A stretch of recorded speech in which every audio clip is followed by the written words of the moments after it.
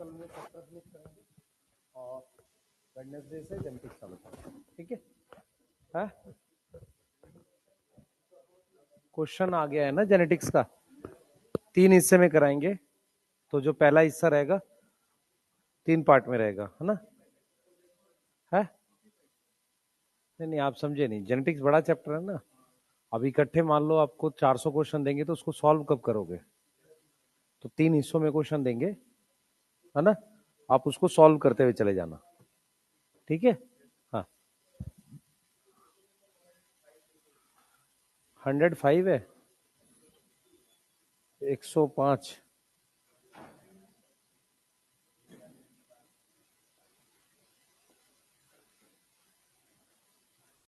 NCERT जो लिखा वही देख ले। ये पी तो पॉलन सेक्स होना चाहिए।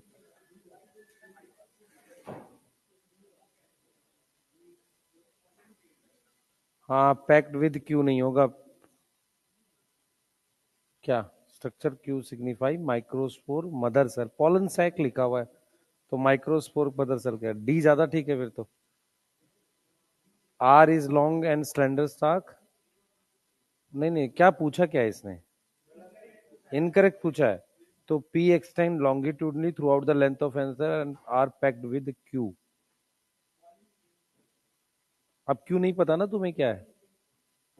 अच्छा ठीक है, ठीक है। पी क्यू पॉलन गेन हो गया। आर इज लॉन्ग स्टॉक, ठीक है। B B the structure Q signifies, wrong पूछ रहा है ना, सी गलत है। क्या दिया हुआ आंसर? सी गलत है ना। पॉलन, भाई पॉलन गेन और पॉलन मदर सेल तो हो ही नहीं सकता दोनों। वो पॉलन सैक है ना, और लाइन ऑफ डियाइसिस दे रखी है, सी आएगा। भाई तुम लिख के दोगे हमें और यहाँ बोलोगे तब होगा। मैं कैसे करेक्ट कराने जाऊंगा? ऐसे थोड़ी होता है। नहीं नहीं, चलिए स्टार्ट कर रहे हैं।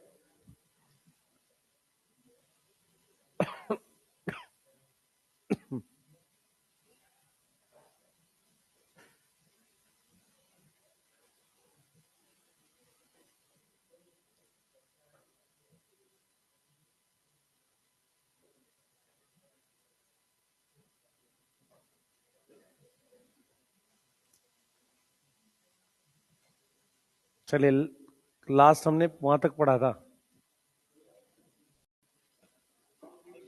आउटब्रीडिंग डिवाइसेस ना, पॉलन पिस्टल इंटरेक्शन पढ़ रहे हैं। ठीक है, हेडिंग डालो।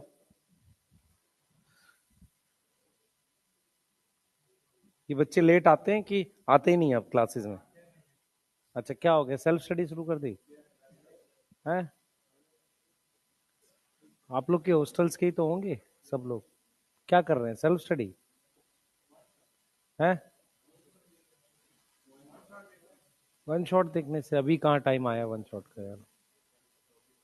अभी से देखेंगे तो हो जाएगा है? जब पढ़ाया था तब क्या किया? और कौन से पैसे देख रहे हैं? Online YouTube? और आप लोग कहाँ से देख रहे हैं? नहीं वो तो ठीक है, लेकिन जब पढ़ाया तो तब नहीं किया कुछ भी? अच्छा, जिसको बायोमोलिक्यूल देखना हो देख लेना, मैंने बोला ही था आप लोगों को। उसको मंजिल में भी दिया है ना, बायोमोलिक्यूल कंप्रेस करके है वो, आप देख सकते हो। और उसके अलावा मंजिल में से क्या देख रहे हो, और कुछ देखता है कोई? ऐसे ही, जरूरत तो नहीं, क्वेश्चन लगाते हो। अच्छा, चलो पढ़ते हैं। ठीक है, कोई नहीं। लास्ट हमारे पास क्या है, हम लोग ये पढ़ रहे थे,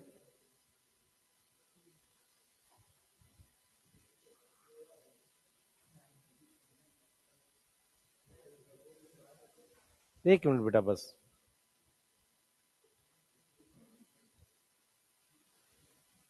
चलो, टॉपिक का नाम है पॉलन पिस्टल इंटरेक्शन। स्टार्ट करते हैं और पढ़ते हैं फटाफट से। ठीक है? यस,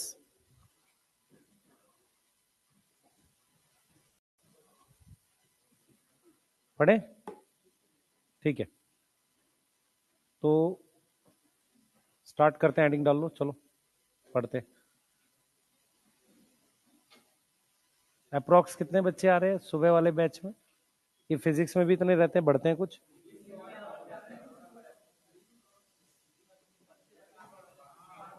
फिजिक्स या फिजिकल?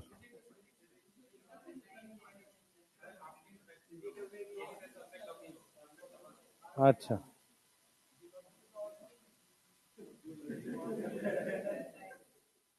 अच्छा, अभी जेनेटिक्स बचा है यार, अच्छा खासा टॉपिक है आपका। हाँ,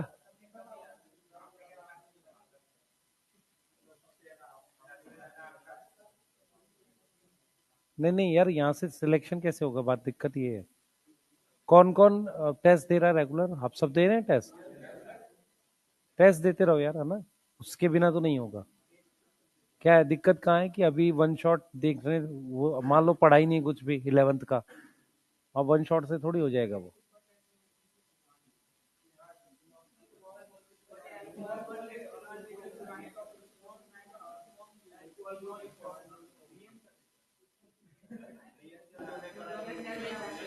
किससे था क्वेश्चन?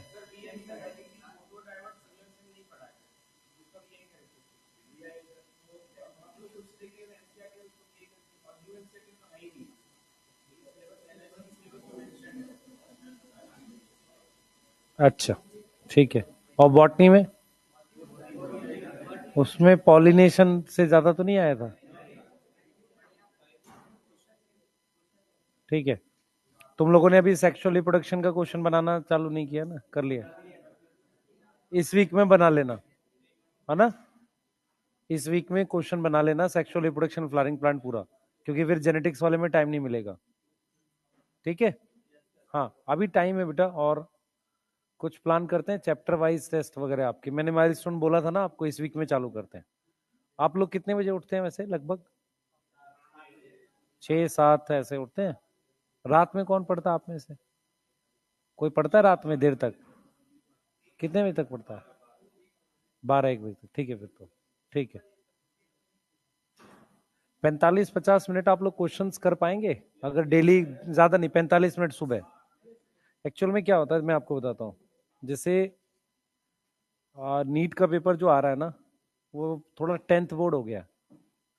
10th बोर्ड में पेपर कैसा आता था, बच्चे को पता नहीं है किस चैप्टर का, लेकिन उसको आपको आंसर आता होता था, क्योंकि इतना इजी आता है। तो अगर वही पैटर्न रहा, इजी रहा, तो मैं ये प्लान कर रहा हूँ कि सुबह ज्यादा नहीं, सिर्फ 45 मिनट्स क्वेश्चन कराऊंगा मैं आपको। चैप्टर पढ़ा नहीं पढ़ा, बस आप सुनो क्वेश्चन। क्या होता है कि कई बार हम लोग चीजें सुनते हैं, दिमाग में घूमती है, तो वो हमें आ जाता है। हाँ, हर दिन पहले मैं आपको कोई टॉपिक बता दिया करूंगा, पूरा चैप्टर नहीं लेंगे ऐसे। ये 12-15 टॉपिक, 20 टॉपिक के क्वेश्चन है बस, टॉपिक वाइज जाएंगे। उससे क्या होगा, आपके धीरे धीरे ना, ज्यादा से अभी यहाँ से 100 दिन के आसपास तो है हमारे पास लगभग। हर टॉपिक ले लेंगे, चैप्टर ले लेंगे। मान लो कोई छोटा चैप्टर है, सेल साइकिल बोल दिया, तो आपको सेल साइकिल के साथ कुछ 2-4 टॉपिक और बता दो। पॉइंट सिर्फ क्या रहेगा, आपको आधा घंटा, 15 मिनट, 20 मिनट ही देखना है उसको, सिर्फ साथ में क्वेश्चन करने हैं। बहुत सारी चीजें क्या होती हैं कि जब हम बार बार करते हैं ना, वो याद हो जाती है, पैसिव मेमोरी में चली जाती है। तो ये बेस्ट टाइम है, अभी 100 दिन के आसपास है जहां पर हम लोग ये काम कर सकते हैं। ठीक है, लास्ट में जाके क्या होगा, वो इतना तेजी से दिमाग में जाता है ना, वो लग तो रहता है याद रहेगा, पर वो याद नहीं रहता एग्जाम में, लास्ट मिनट पे नहीं रहेगा। ठीक है। तो ये 2 वीक जो है हम लोग जेनेटिक्स के क्वेश्चन वगैरह ज्यादा करेंगे। क्लियर, मैं सबके सॉल्यूशन आपको पहले जेनेटिक्स के ही दूंगा। उसके जो डोपा प्राइम दिया ना, 90 क्वेश्चन के आसपास का आपको भेजा मैंने एक, पता नहीं आप लोगों को मिला, देखा किसी ने कल रात में, आया है ना? हाँ, तो 2 आए थे।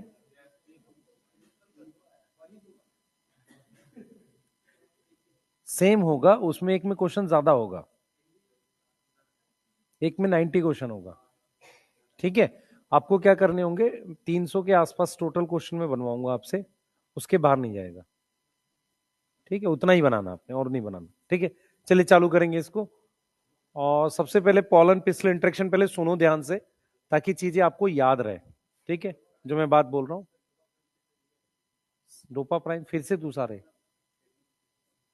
उसका माइलस्टोन का कह रहा है ना, हाँ बना देता हूँ। उसमें जूलॉजी ऐड भी करवाएंगे। सुनो, सारे सब लोग सुनो बेटा, देखो यहां से दो दो तीन बड़े टॉपिक हैं इस चैप्टर में। सबसे पहला पॉलन पिस्टल इंटरेक्शन। देखो ध्यान से सुनते रहना। देखो क्या हुआ है, हम जब क्लास 12th में चैप्टर 1 पढ़ाते थे तो वहां पे तीन तरह के चेंजेस होते थे। एक होता था प्री फर्टिलाइजेशन, एक होता था फर्टिलाइजेशन। ये चल रहा है क्या? चल रहा है ना ये? हाँ, तीन तरह के चेंजेस होते थे। एक फर्टिलाइजेशन होता था, ठीक है, pre fertilisation, post fertilisation. Pollen pistil interaction pre fertilisation change का लास्ट इवेंट है, ठीक है। प्री फर्टिलाइजेशन चेंजेस का मतलब होता है, अच्छा एक चीज और है, जब हम किसी सीड को उगाते हैं तो प्लांट के दो फेजेस होते हैं, वेजिटेटिव फेज और रिप्रोडक्टिव फेज। रिप्रोडक्टिव फेज में तीन पार्ट है, pre fertilisation, fertilisation, post fertilisation. मेरी बात समझ पा रहे हो? वेजिटेटिव फेज का उससे कुछ लेना देना नहीं है, ये क्लियर है? अब जब हम बात कर रहे हैं इसमें क्या नाम है, पॉलन पिस्टल इंटरेक्शन में, तो हम ये देख रहे हैं कि प्री फर्टिलाइजेशन चेंजेस का फेज का ये लास्ट इवेंट है। अब इसमें होता क्या है, सुनो ध्यान से। सबसे पहले इसका मीनिंग क्या है, एक बार पॉलन ग्रेन इस पर आ गया, यहां से लेकर एंट्री ऑफ पॉलन ट्यूब तक के सारे इवेंट को हम प्री इसमें बोलते हैं पॉलन पिस्टल इंटरेक्शन। मतलब पॉलन एक बार स्टिग्मा पे डिपॉजिट हो गया, मतलब आफ्टर पॉलिनेशन से लेकर एंट्री ऑफ पॉलन ट्यूब किसके अंदर, किसके अंदर, ओव्यूल के अंदर, ठीक है, उसके बीच के सारे इवेंट को हम क्या बोलते हैं, पॉलन पिस्टल इंटरेक्शन बोलते हैं। अब उसमें क्या क्या आ जाता है, सबसे पहले स्टिग्मा पर जो पॉलन है, ऑप्शन 1 वो रिजेक्ट हो जाएगा, ठीक है। कोई भी पॉलन रिजेक्ट होने के दो तीन रीजन है। पहला रीजन है वो डिफरेंट स्पीशीज का है, अगर डिफरेंट स्पीशीज का है तो उसे इनकम्पैटिबल बोलेंगे, सही है। अगर डिफरेंट स्पीशीज का है तो हम क्या बोलेंगे, उसे इनकम्पैटिबल बोलेंगे। अगर वो सेम स्पीशीज का, ध्यान से सुनना, सेम स्पीशीज का है, वो तभी रिजेक्ट होगा जब सेल्फ इनकम्पैटिबल होगा। यहां तक समझ में आ रही है? वो तभी रिजेक्ट होगा जब सेल्फ इनकम्पैटिबल होगा। तो सबसे पहला ऑप्शन है पॉलन पिस्टल इंटरेक्शन में कि pollen on stigma, option 1 rejection.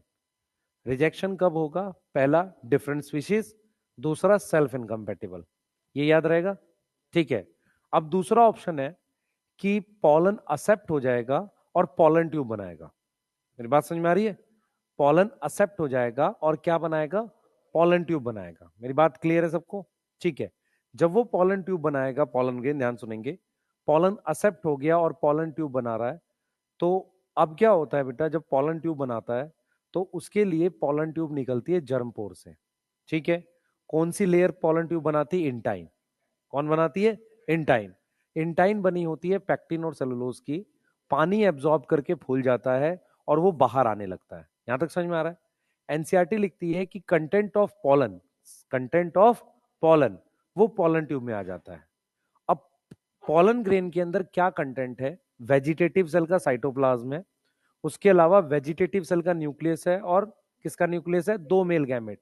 क्या है, दो मेल गैमेट। आगे आ जाओ यार, क्या हो गया, आगे बैठ जाए करो, कभी तो जीवन में आ गया हो।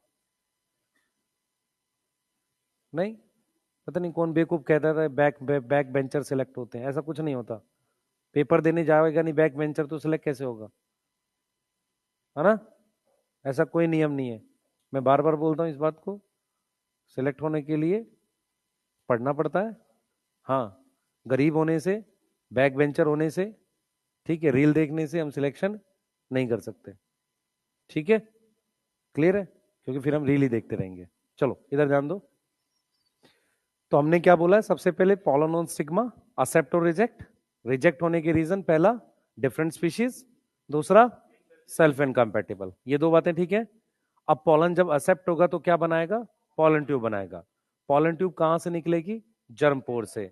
एनसीईआरटी कहती है from one of the germ pore, इसका मतलब जर्म पोर एक से ज्यादा होते हैं, ठीक है। जब जर्म पोर से पॉलन ट्यूब निकलती है तो पॉलन ट्यूब बनाता है कौन, इंटाइन। कौन बनाता है, इंटाइन, इंटाइन, ठीक है। तो पॉलन ट्यूब इंटाइन ने बनाई है, ठीक है। वो किसकी बनी है यहाँ पर, पैक्टिन और सेलुलोज की, ठीक है। किसकी बनी है, पैक्टिन और सेलुलोज की। अब वो कह रहा है कि पॉलन ट्यूब के अंदर कंटेंट आ जाता है। कंटेंट क्या क्या आ जाता है, पॉलन ट्यूब के स्टार्टिंग में वेजिटेटिव सेल का न्यूक्लियस होता है और उसके पीछे दो मेल गैमेट होते हैं, सही है। अब वो पॉलन ट्यूब ग्रो करेगी और वो एंटर करेगी किसमें, माइक्रोपाइल में, क्लियर है? तो हम क्या करेंगे, उसी के अराउंड लिखेंगे। आपको क्या करना है, जो मैं लिखवा रहा हूं उसी में से आएगा, तो प्लीज अपने नोट्स जो भी हैं आप सही से बनाओ, जिनके पास पुराने बने हैं ठीक है, कोई दिक्कत नहीं है। यहां पर हम सारी चीजें लिखते हुए चलते हैं। सबसे पहले पॉलन पिस्टल इंटरेक्शन को हम डिफाइन कैसे करेंगे? ऑल इवेंट, जल्दी बताओ, ऑल इवेंट्स किसके बीच का? हाँ, आफ्टर पॉलिनेशन, आफ्टर पॉलिनेशन, हाँ, एंड एंट्री ऑफ क्या? पॉलन ट्यूब किसके अंदर? ओव्यूल के अंदर। ठीक है, अब मेरे पास स्टेप्स क्या क्या है इसमें? सबसे पहला स्टेप है, स्टेप्स जो होते हैं इसमें, a pollen on stigma, pollen on stigma, accept reject दोनों हो सकता है? बताओ क्या क्या हो सकता है? एक्सेप्टेड हो सकता है या रिजेक्टेड हो सकता है। ठीक है, क्लियर? अगर एक्सेप्ट हो गया, इफ एक्सेप्टेड, तो पॉलन क्या होगा? जर्मिनेट करेगा। क्लियर है? पॉलन क्या करेगा? जर्मिनेट करेगा। यस। और अगर पॉलन जर्मिनेट कर रहा है, ध्यान सुनेंगे, पॉलन जर्मिनेट कर रहा है तो पॉलन ट्यूब ग्रो करेगी पहले स्टिग्मा में। पॉलन ट्यूब पहले कहां ग्रो करेगी? स्टिग्मा में। और फिर कहां ग्रो करेगी? स्टाइल में। ग्रो इन स्टिग्मा, ठीक है, एंड देन स्टाइल। कहां ग्रो करेगी? स्टाइल में। ठीक है, यहां तक कोई डाउट है? नहीं, ठीक है। आगे उसके बाद पॉलन ट्यूब एंटर करेगी किसमें? ओव्यूल में। पॉलन ट्यूब एंटर करती है किसमें? ओव्यूल में। अब यहां पर इसी के अंदर छोटे छोटे पॉइंट्स पे हम लोग बात करेंगे। यस, हम किस पे बात करेंगे? छोटे छोटे पॉइंट्स पे बात करेंगे। ठीक है, एक बार नोट करेंगे जल्दी से बेटा, नोट करेंगे इसे। पॉलन पिस्टल इंटरेक्शन का मतलब है आफ्टर पॉलिनेशन से लेकर एंट्री ऑफ पॉलन ट्यूब किसमें? ओव्यूल में। क्लियर है? सही है, नोट करिए जल्दी से, चलते हैं आगे। कोई कुछ सवाल किसी के मन में हो? इनकम, सबसे पहले कंपैटिबल मतलब एक्सेप्टेड, इनकम्पैटिबल मतलब रिजेक्टेड, सेल्फ इनकम्पैटिबल मतलब खुद का पॉलन रिजेक्टेड। अब यहां पर खुद के पॉलन का मतलब है उस पेड़ का पॉलन, तो इसका मतलब ऑटोगैमी और जिटनोगैमी दोनों नहीं अलाउ करेंगे। हाँ, वो मॉइस्चर होता है स्टिक में। अभी लिखवा रहा हूं सारा, बनाओ भी जल्दी से जिनके पास, जल्दी।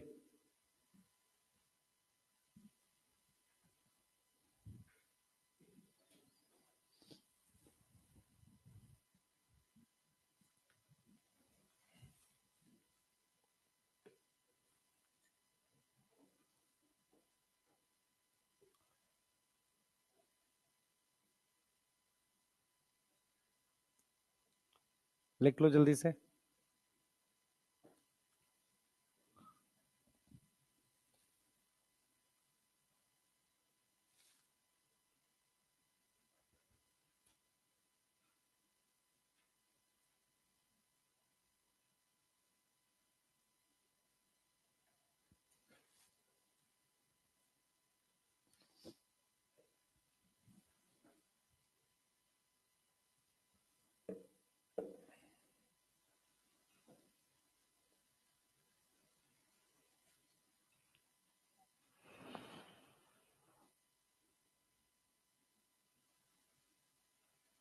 चले आगे बेटा? हाँ बच्चे,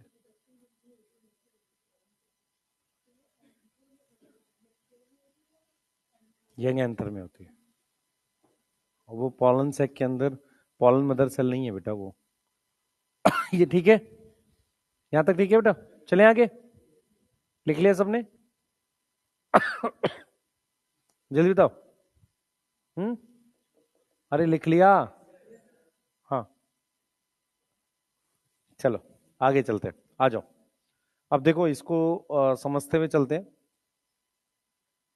ठीक है, अब देखो सबसे पहला चीज है हमारे पास पॉलन ऑन स्टिग्मा। सबसे पहला टॉपिक है हमारे पास पॉलन ऑन स्टिग्मा। अब मेरी बात सुनते रहना। ऑप्शन वन क्या है? वो रिजेक्ट हो जाएगा। ऑप्शन वन क्या है? रिजेक्टेड। रिजेक्टेड कब होगा? जब, ध्यान सुनेंगे, दो चीजें याद करनी रिजेक्टेड में। कब रिजेक्ट होगा? Rejected when a different species का है, यस। अगर अलग स्पीशीज का है इसका मतलब रोज के ऊपर नीम का पॉलन है, तो इसके लिए हम वर्ड यूज करते हैं इनकम्पैटिबल। यस, क्लियर है? तो यहां हम रिजेक्ट कर सकते हैं। अच्छा, रिजेक्शन दो तरीके से होता है, एक हम जर्मिनेट नहीं करने देंगे, दूसरा हमने जर्मिनेट तो करने दिया, हमने ग्रोथ नहीं करने दी ट्यूब को। मेरी बात समझो ध्यान से। रिजेक्शन दो तरीके से होता है, एक यहां रिजेक्ट हो सकता है, एक यहां रिजेक्ट हो सकता है। समझ में आ रहा है? दोनों हो सकते हैं। ऐसा नहीं है, अगर मान लो क्वेश्चन आ जाए कि 100% जो होता है वो जर्मिनेट ही नहीं करने देता रिजेक्शन में, नहीं। रिजेक्शन दो तरीके से होता है। पहला रिजेक्शन क्या हो सकता है कि पॉलन ट्यूब ना बनने दे। दूसरा रिजेक्शन क्या हो सकता है, ट्यूब बनी है उसको रोक दे। समझ में आ रहा है? ये दोनों ऑप्शन है। तो एक तो डिफरेंट स्पीशीज का होगा, दूसरा ऑप्शन है हमारे पास क्या हो, सेम स्पीशीज का हो पर क्या हो, सेल्फ इनकम्पैटिबल हो। अब यहां पर इनकम्पैटिबल, पहले कंपैटिबल का मतलब समझो। सेल्फ इनकम्पैटिबल हो, कंपैटिबल का मतलब होता है एक्सेप्टेड। देखो, कंपैटिबल, कंपैटिबल का मतलब क्या होता है, एक्सेप्टेड। यस, तो इनकम्पैटिबल क्या होगा, रिजेक्टेड। और सेल्फ इनकम्पैटिबल क्या होगा, अपने वाले खुद का पॉलन रिजेक्ट कर रहा है। तो इनकम्पैटिबल का मतलब होता है रिजेक्टेड। क्लियर है? तो दो तरीके से पॉलन रिजेक्ट हो सकता है, या तो वो किसी और स्पीशीज का हो या वो खुद के पॉलन को रिजेक्ट करे। ये वाली बात समझ में आ रही है? जल्दी बोलो। ठीक है, तो हमारे पास डिफरेंट स्पीशीज का इनकम्पैटिबल, सेम स्पीशीज का हमने क्या बोल दिया है, सेल्फ इनकम्पैटिबल। दूसरा कि कहां का कब मतलब रिजेक्ट होगा, रिजेक्ट कहां कहां होता है। तो रिजेक्शन जो होता है वो दो जगह होता है। Rejection occur by preventing germination. Yes, क्या प्रिवेंट कर रहे हैं, पॉलन जर्मिनेशन। यस, तो एक तो हम पॉलन जर्मिनेशन रिजेक्ट कर रहे हैं, ठीक है। दूसरा हम क्या रिजेक्ट कर रहे हैं, हाँ, preventing growth of pollen tube. यहां तक समझ में आ रहा है? प्रिवेंटिंग क्या, ग्रोथ कर, क्या प्रिवेंट कर रहे हैं, ग्रोथ ऑफ पॉलन ट्यूब। यहां तक कोई डाउट है किसी को? अब दूसरा ऑप्शन क्या है कि हम एक्सेप्ट कर लें। ऑप्शन सेकंड क्या है बेटा हमारे पास, कि हम क्या कर लें, इसको एक्सेप्ट कर ले, पॉलन को रिजेक्ट ना करें। तो ऑप्शन टू क्या है कि पॉलन इज एक्सेप्टेड। एक्सेप्टेड कब होगा, ध्यान सुने, अब एक्सेप्टेड कब होगा कि जब स्टिग्मा रिसेप्टिव है, स्टिग्मा रिसेप्टिव है एंड पॉलन जो है वो सेम स्पीशीज का है। अगर सेम स्पीशीज का है, मेरी बात समझ में आ रही है? ठीक है, एक तो ये ऑप्शन हो सकता है। दूसरा ऑप्शन ये हो सकता है कि सेल्फ इनकम्पैटिबिलिटी एब्सेंट है। इस दो वजह से वो क्या हो जाएगा, एक्सेप्ट हो जाएगा। सेल्फ इनकम्पैटिबिलिटी एब्सेंट है। अब मेरी बात सुनेंगे ध्यान से। एनसीईआरटी क्या बोलती है, एनसीईआरटी कहती है चाहे एक्सेप्टेंस हो चाहे रिजेक्शन हो, कुछ भी हो, तो एक्सेप्टेंस और रिजेक्शन किसकी वजह से है, केमिकल रिएक्शन की वजह से। तो एक्सेप्टेंस और क्या है, rejection is due to chemical reaction है हमारे पास। एनसीईआरटी लिखती है chemical dialogue. What is chemical dialogue, reaction. क्या है, केमिकल रिएक्शन। अब केमिकल रिएक्शन किसके बीच में, ए पॉलन के बीच में एंड पिस्टिल के बीच में। अब सुनना ध्यान से, ध्यान सुनेंगे सारे बच्चे, मेरी तरफ देखेंगे। अगर मैं रिजेक्शन जर्मिनेशन रोक के कर रहा हूं तो ये केमिकल रिएक्शन एक्साइन और स्टिग्मा के बीच में, समझ में आ रहा है? और अगर मैंने पॉलन ट्यूब बनने के बाद रिजेक्ट किया तो रिएक्शन इंटाइन और स्टिग्मा या स्टाइल के बीच में कहीं होगा। इसीलिए वर्ड हम क्या यूज कर रहे हैं, पिस्टिल, और यहां क्या यूज कर रहे हैं, पॉलन। मेरी बात समझ में आ गई है? बोलो, यहां तक समझ में आ गई है? ये चीज क्लियर है? अब यहां पर आप चीज समझो, नोट में लिख सकते हैं कि फॉर रिजेक्शन हमारे पास क्या प्रेजेंट होती है, कुछ प्रोटीन्स है। फॉर रिजेक्शन हमारे पास क्या है, सम प्रोटीन्स है, किस पे, ऑन एक्साइन।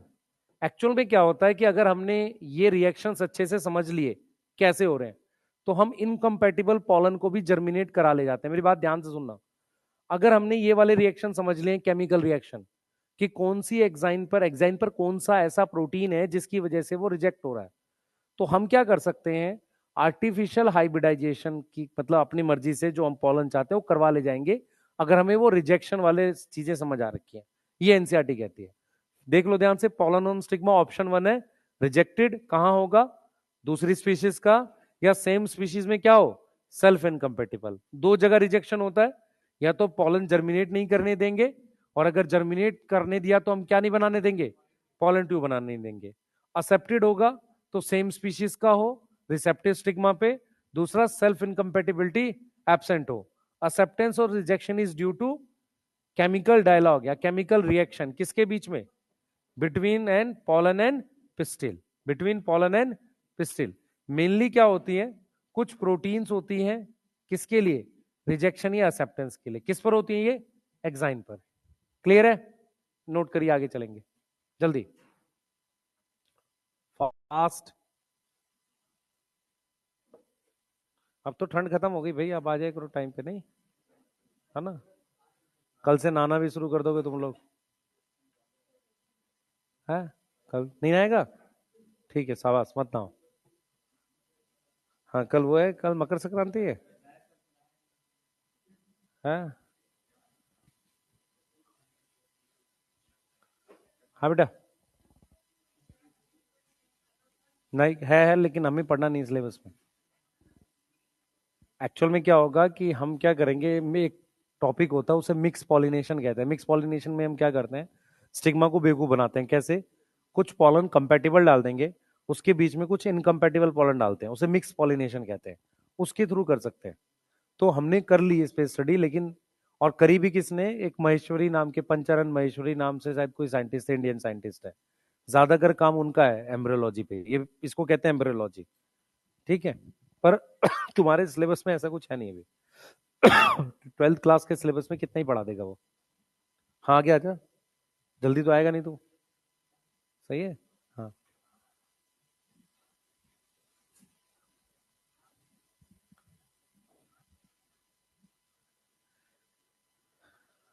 तुम लोगों ने सबने HMPV वायरस की वीडियोस देख ली, अभी नहीं देखी, एक वीडियो, एक मैं भी बनाऊंगा अब आज, आखिरी वीडियो में बनाऊंगा अब, है। VT सर ने लैब बना दिए घर में, पता नहीं क्या क्या करते रहते हैं, कमाल हो गया है। हाँ कुछ दिन में सर घर ना उड़ा दे, वहां से पटना उड़ा दिया सर ने, है ना, ब्लास्ट कर दिया। चलो ठीक है, ये हो गया सेकंड। फर्स्ट हो गया पॉलन ऑन स्टिग्मा, एक्सेप्ट हो सकता है और रिजेक्ट हो सकता है। दूसरे ऑप्शन पे आएंगे, जल्दी भाई, तुम लोग आराम आराम से लिखोगे तो कैसे होगा, जल्दी। जो जो लिख ले, एनसीईआरटी जैसी चीज थी, मैंने कुछ कहा था आपको शायद पहले से, कृपया करके इस चैप्टर की एनसीईआरटी क्लास में ही पढ़ो, बाद में समय नहीं मिलेगा। ठीक है, जल्दी फास्ट।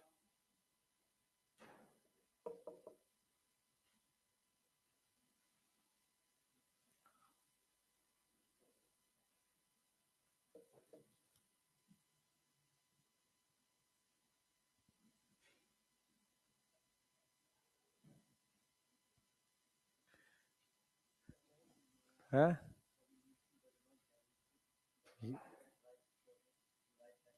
हाँ ठीक कह रहा है, वो कह रहा है कि पॉलिनेशन से ये श्योरिटी थोड़ी कि सही पॉलन आया हो, रिजेक्टेड कब हो रहा है, जब रॉन्ग पॉलन आया है।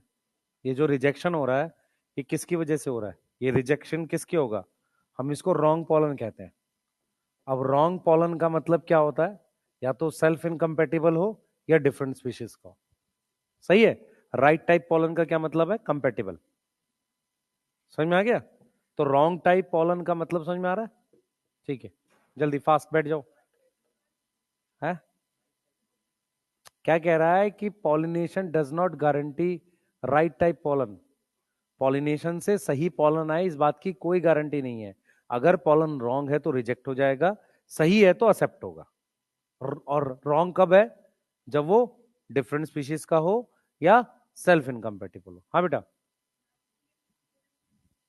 वही है, वो जो मैं मिक्स पॉलिनेशन था वही उसी को कहते हैं, मैनिपुलेशन का मतलब वही होता है। ठीक है, पढ़ ली एनसीईआरटी सबने, कृपया साथ के साथ एनसीईआरटी जैसी चीज पढ़ते चले।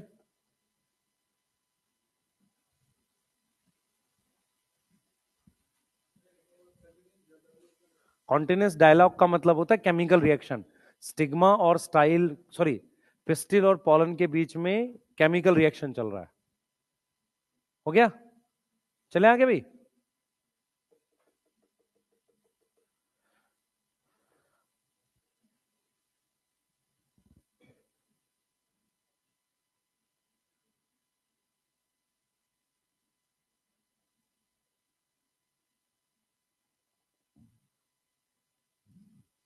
चले,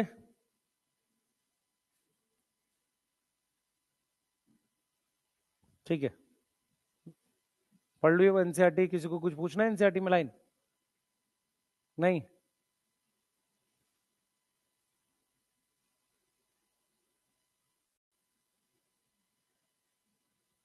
ठीक है, चलिए आइए।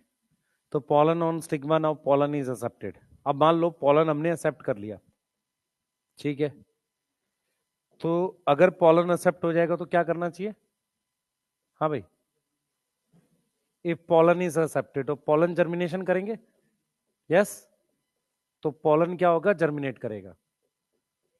पॉलन जर्मिनेट, अच्छा, कौन सा मिनरल पॉलन जर्मिनेशन में हेल्प करता है? बोरोन। क्या याद रखोगे? बोरोन। ऑल दो हट गया है पर कोई पुराने क्वेश्चंस में आ सकता है। तो बोरोन किस में हेल्प करता है? हेल्प इन पॉलन जर्मिनेशन, ठीक है। अब जब हम जर्मिनेशन की बात करते हैं, ध्यान से सुनेंगे सारे बच्चे, जब हम जर्मिनेशन की बात करते हैं तो जर्मिनेशन का मीनिंग क्या होता है पहले समझो। हमारे पास मान लो ये पॉलन ग्रेन है, इसके बाहर हमारे पास ये एक्साइन है। तो आपको पता होना चाहिए कि जर्म पोर एक से ज्यादा होता है, ठीक है। किसी एक जर्म पोर से ग्रो करने के तो सबसे कर सकती है, पर किसी एक जर्म पोर से ऐसे पॉलन ट्यूब निकलती है, यहां से भी निकल सकती है, पर कंटेंट किसी एक में जाएगा। कंटेंट समझ में आता है पॉलन ग्रेन का? तो हम ये लिख सकते हैं कि हमारे पास पॉलन ट्यूब किससे ग्रो करती है? इंटाइन से। तो पॉलन ट्यूब फ्रॉम इंटाइन, सही है। किससे बन रही है? इंटाइन से। कहां से बाहर आ रही है? Come out from one of the germ pore, सही है, वन ऑफ द जर्मपोर। किसी एक जर्मपोर से पॉलन ट्यूब बाहर आ गई, क्लियर है। अब content of pollen, content of pollen का क्या मतलब होता है? कंटेंट ऑफ पॉलन का मतलब होता है कि साइटोप्लाज्म ऑफ वेजिटेटिव सेल, किसका साइटोप्लाज्म? वेजिटेटिव सेल का। अब याद करो वेजिटेटिव सेल में हमने खाना रखा था, याद है किसी को? जो कि फूड रिजर्व था, यस। तो साइटोप्लाज्म ऑफ वेजिटेटिव सेल, उसके साथ हमारे पास nucleus of vegetative cell, nucleus of vegetative cell, और उसके साथ हमारे पास दो मेल गैमेट।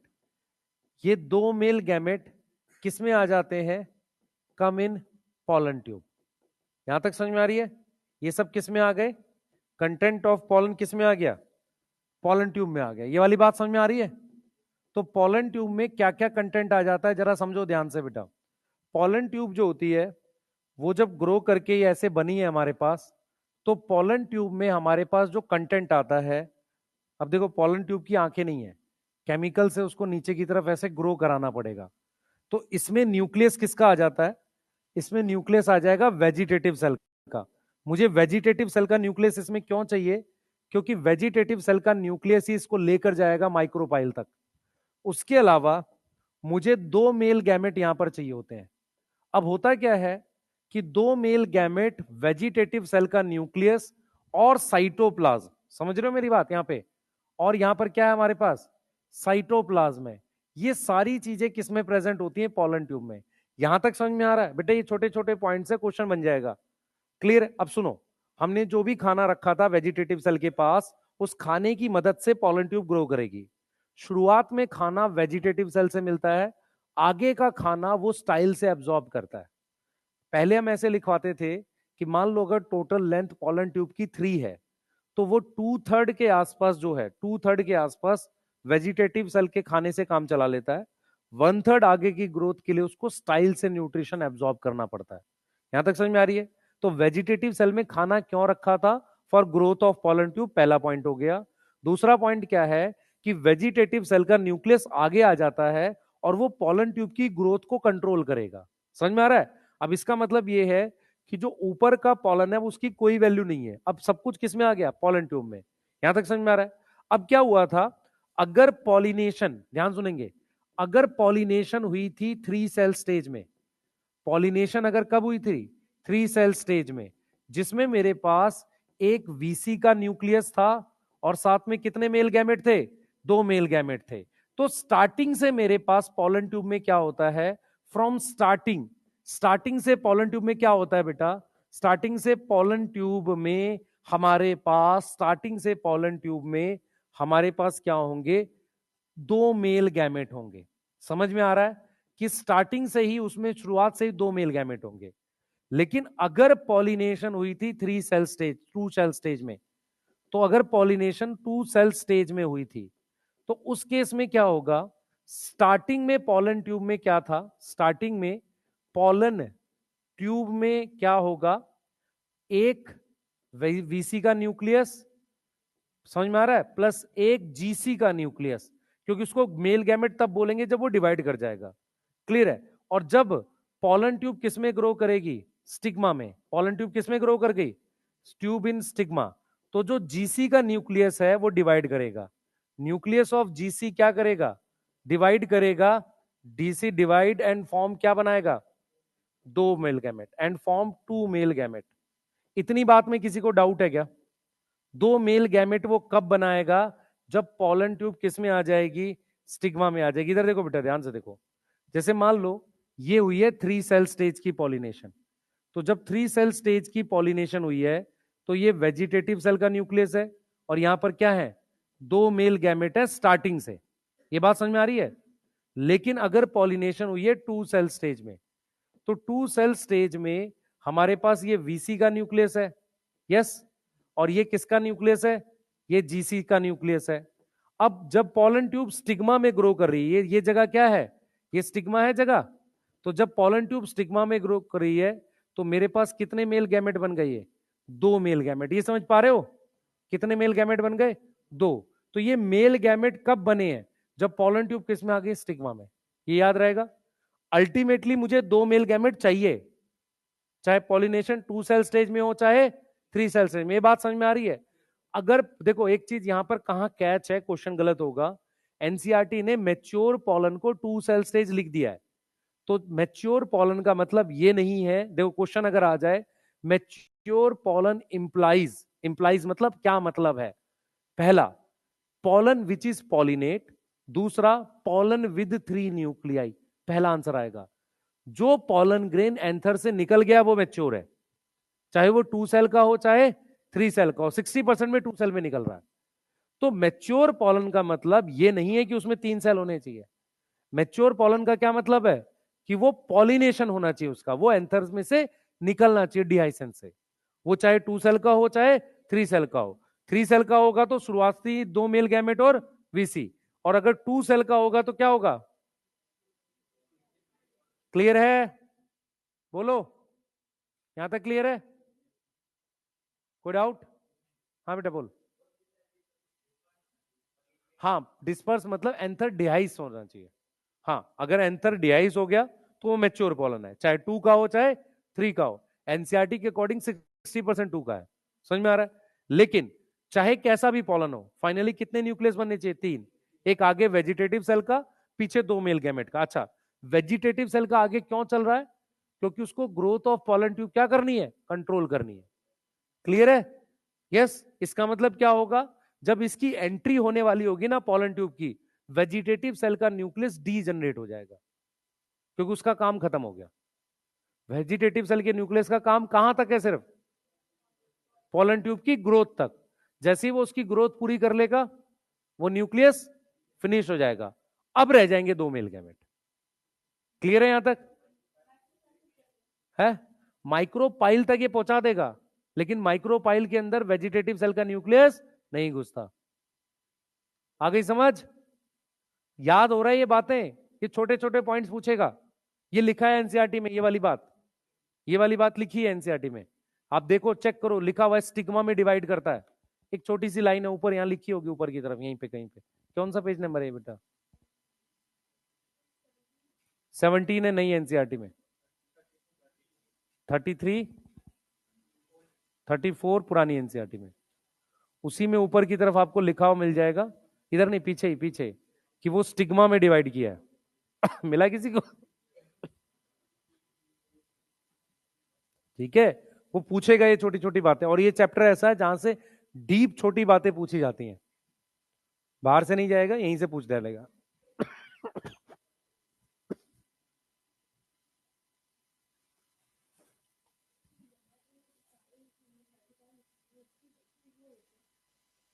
नहीं, जरूरत नहीं है हमें। क्या एक्चुअल में क्या है कि जनरेटिव सेल का दो है, आप उसके साइटोप्लाज्म में कुछ है ही नहीं एक्चुअल में, वो इतना कम है कि ना के बराबर है।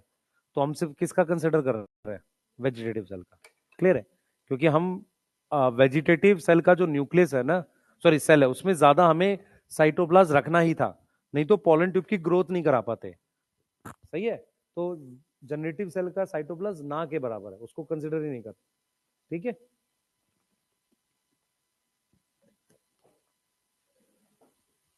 चले आगे।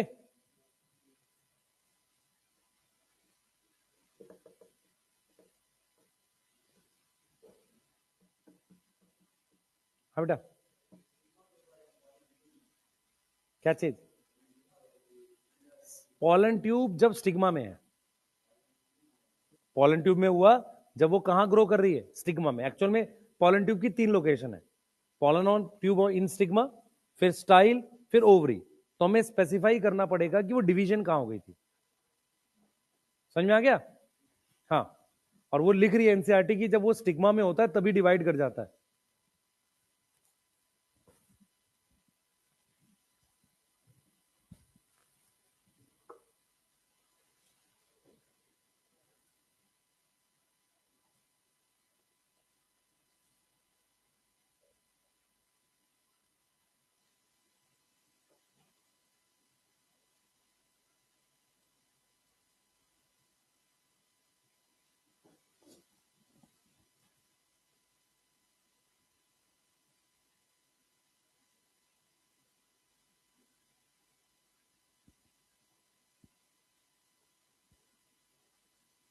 लिख लिया बेटा?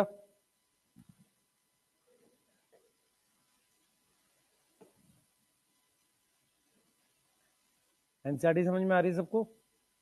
ठीक है, वो रॉन्ग और राइट टाइप लिख रहा है, और कह रहा है केमिकल डायलॉग है पोलन और पिस्टल के बीच में। फिर वो 3 सेल स्टेज की बात करके कह रहा है कि स्टिग्मा में डिवाइड कर जाएगा। चले आगे।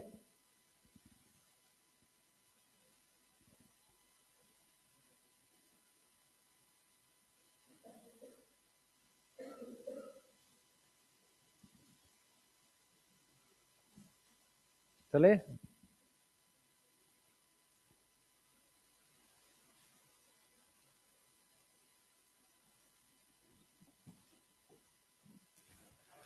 चलिए लिख लो जल्दी से, जिन्होंने लिख लिया एनसीईआरटी पढ़ लो। अब हम ग्रोथ ऑफ पोलन ट्यूब करा रहे हैं, फिर एंट्री बता रहे हैं।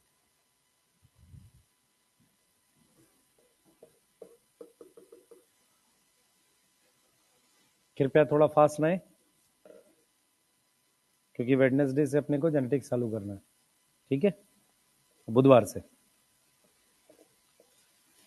सही है? हाँ,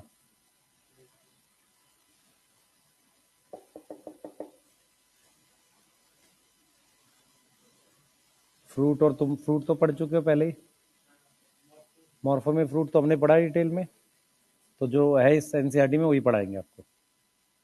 जो मॉर्फो में हमने डिटेल फ्रूट पढ़ा ना, ड्राई फ्रूट, फ्लैशी फ्रूट, याद है किसी को ऐसा है? सब भूल गए? अच्छा, रिवीजन की आवश्यकता है तुम्हें। चले आगे देखें, लिख लो एक बार फटाफट से। लिख लिया? हाँ बेटा,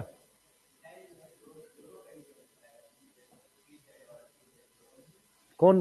स्टाइल? हाँ हाँ, असल में स्टाइल तक पहुंचते तक 3 सेल हो जाता है सब में, चाहे पॉलन कोई भी हो। स्टाइल के अंदर जब पॉलन ट्यूब एंटर कर रही है ना, वो ऑलरेडी 3 सेल हो चुका है। ठीक है, क्योंकि स्टिग्मा में ही हो जाता है चेंज। हाँ बेटा क्या चीज?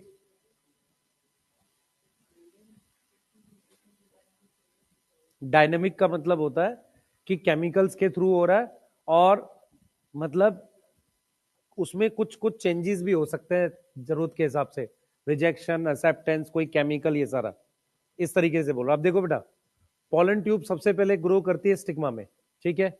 अब देखो स्टिग्मा क्या होता है, स्टिग्मा थोड़ा सा सॉलिड होता है, तो स्टिग्मा में टिश्यूज होते हैं हमारे पास, क्या प्रेजेंट होते हैं? टिश्यू प्रेजेंट होते हैं। तो पोलन ट्यूब की जो टिप होती है ना, कुछ एंजाइम निकालती है। मेरी बात सुनना ध्यान से ध्यान से सुनना, मैं जो बताऊंगा। हमारे पास जब सेल्स होते हैं ना, तो सेल्स के बीच में हमारे पास मिडल लेमेला वगैरह होती है ना, याद है सबको? ठीक है, मिडल लेमेला किसकी बनती है? Calcium pectin. समझ में आ रहा है? तो पोलन ट्यूब क्या करती है? पोलन ट्यूब क्या करती है? सेल डाइजेस्ट नहीं करती, सेल्स के बीच में से होके उसे जाना होता है। तो वो क्या करती है, पोलन ट्यूब की जो टिप है ना, जो एंजाइम बनाती है, उसमें एक एंजाइम्स होते हैं पैक्टिनेज। समझो मैं क्या बोलना चाह रहा हूं?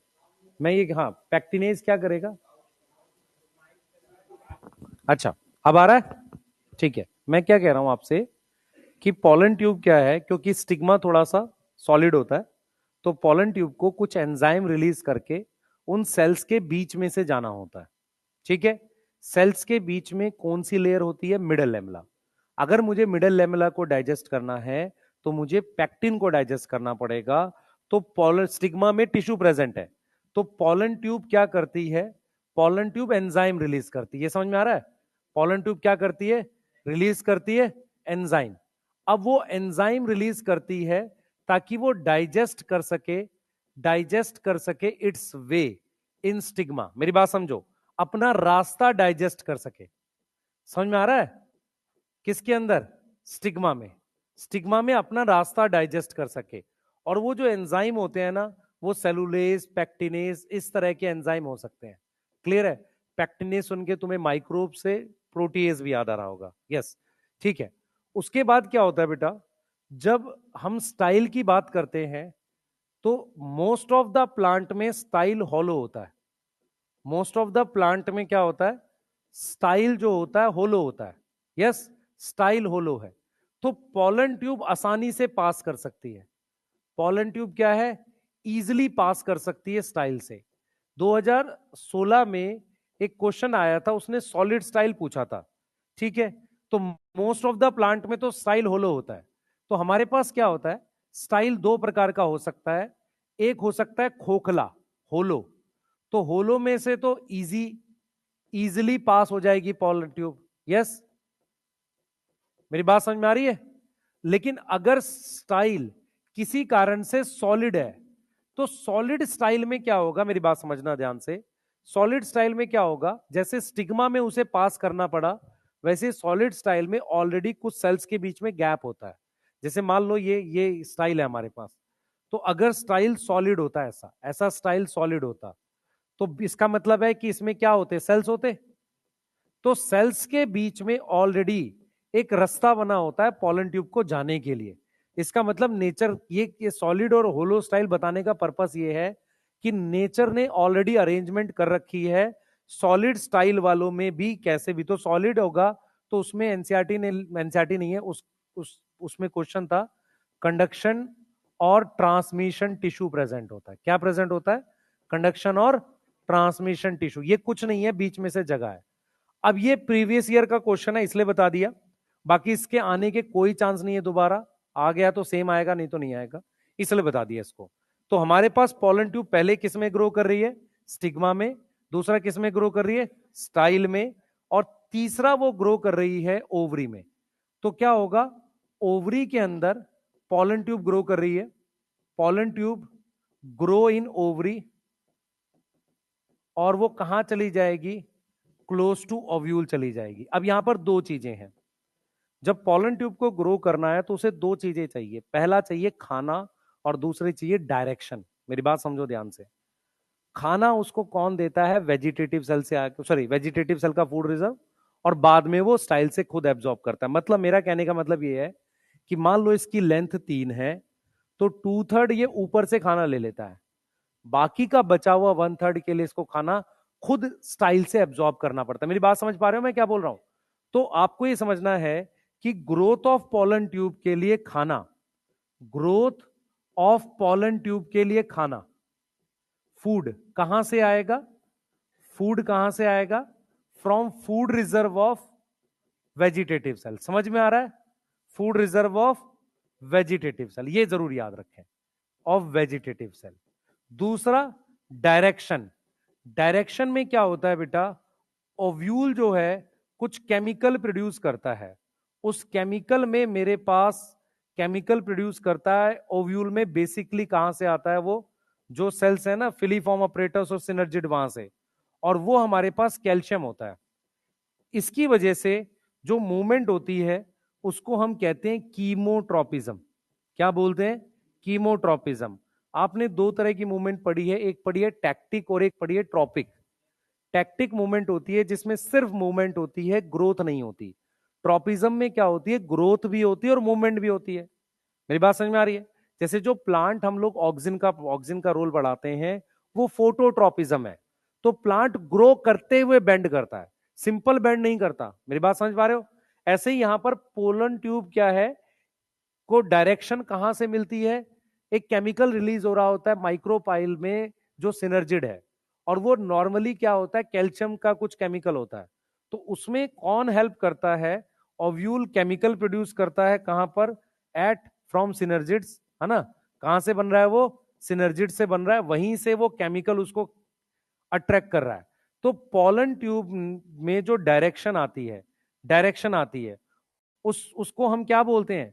कीमोट्रोपिज्म। अगर आपसे पूछा जाए कि growth of pollen tube is an example of chemotactic movement और कीमोट्रोपिक मूवमेंट, कीमोट्रोपिक मूवमेंट, क्योंकि वो ग्रोथ भी कर रही है और डायरेक्शन भी है। यहां तक समझ में आ रही है? बोलो, यहां तक समझ में आ रही है? और पोलन ट्यूब अब एंट्री कहां से करेगी? माइक्रोपाइल से। कहां से एंटर करेगी? माइक्रोपाइल से। यहां तक कोई डाउट है किसी को? बोलो, यहां तक डाउट है? अब देखो, यहां से ग्रो करती, यहां से कुछ केमिकल रिलीज हो रहा है जो इसको अट्रैक्ट कर रहा है, इसीलिए उसको डायरेक्शन मिल रही है। क्लियर है? उसको क्या मिल रही है? डायरेक्शन। मेरी बात समझो ध्यान से।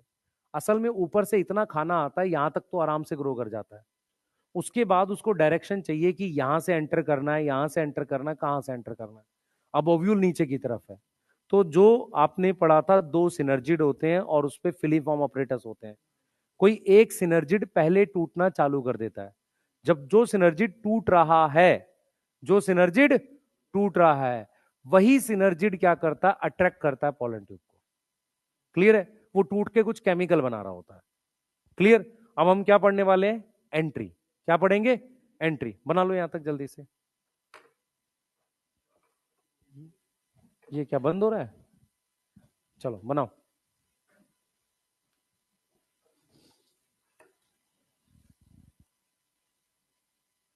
जल्दी करो बेटा।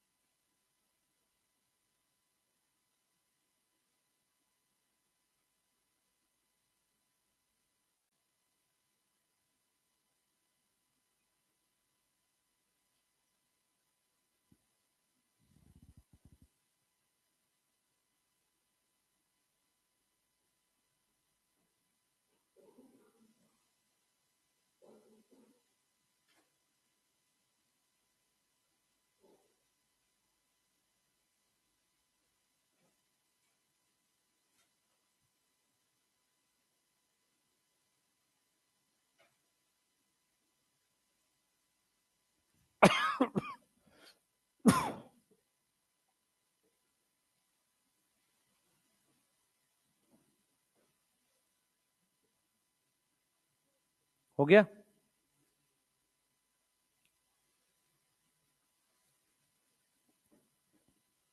जल्दी करेंगे।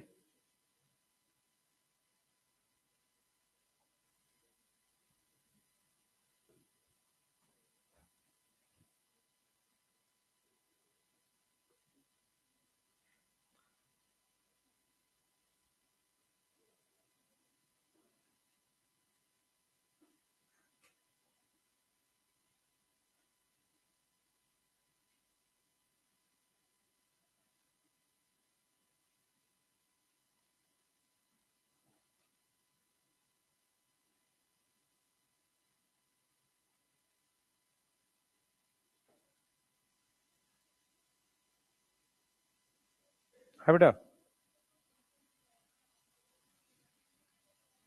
नहीं, सिनर्जी डायरेक्शन वहां चाहिए। एक्चुअल में जिधर पॉलन ट्यूब को खींचना है ना, उधर से डायरेक्शन चाहिए, है ना? तो वो डायरेक्शन मुझे सिनर्जिड की तरफ से ही देनी पड़ती है। हाँ बेटा? नहीं नहीं, असल में फ्लावर ऐसे भी हो सकता है, ऐसे भी हो सकता है। फ्लावर की कोई डायरेक्शन तो होती नहीं है। फ्लावर सीधा हो इसकी क्या गारंटी है? फ्लावर तो कई एंगल्स पे होता है ना प्लांट में, जहां जैसे एंगल मिल जाए उसको। फ्लावर क्या होना चाहिए? फ्लावर खुला हुआ होना चाहिए और लीव्स के बीच में नहीं होना चाहिए, ताकि पॉलिनेशन हो सके। फ्लावर किस डायरेक्शन में, इससे कोई फर्क नहीं पड़ता। सही है?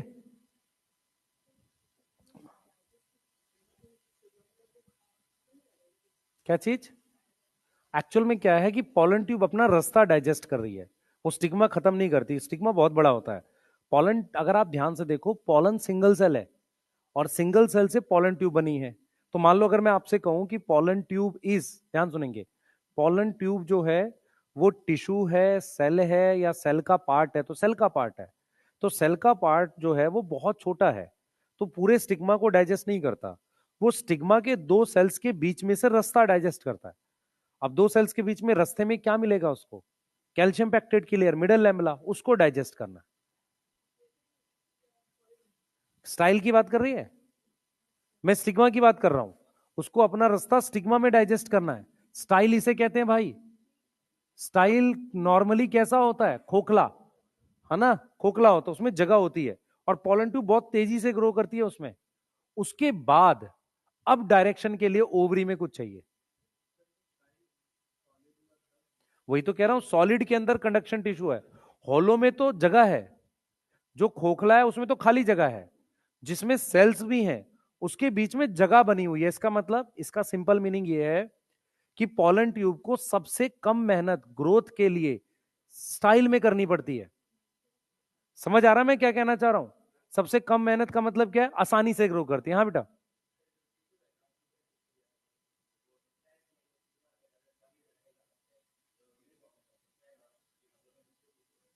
सेम सेल्स है, पैरेनकाइमा सेल्स होते हैं। प्लांट में सेल्स ही कहां है? टोटल 4 टाइप के सेल्स होते हैं, तो सिर्फ पैरेनकाइमा सेल्स होते हैं, ऐसा देखा गया है। एक्चुअल में क्या है, सॉलिड स्टाइल एक एक्सेप्शन है। स्टाइल होना होलो ही चाहिए। तो ऐसा देखा गया कि जिनके अंदर सॉलिड स्टाइल था, उसमें प्लांट ने कुछ अडेप्टेशन बना रखी है, जाने की जगह दी हुई है। सही है? अगर हम बात करें सेल का नेचर, तो मैंने बोला था मैक्सिमम पैरेनकाइमा होता है। सही है? और क्या हम डिफरेंस बना सकते हैं इसमें और उसमें? कोई डिफरेंस नहीं होगा। क्लियर?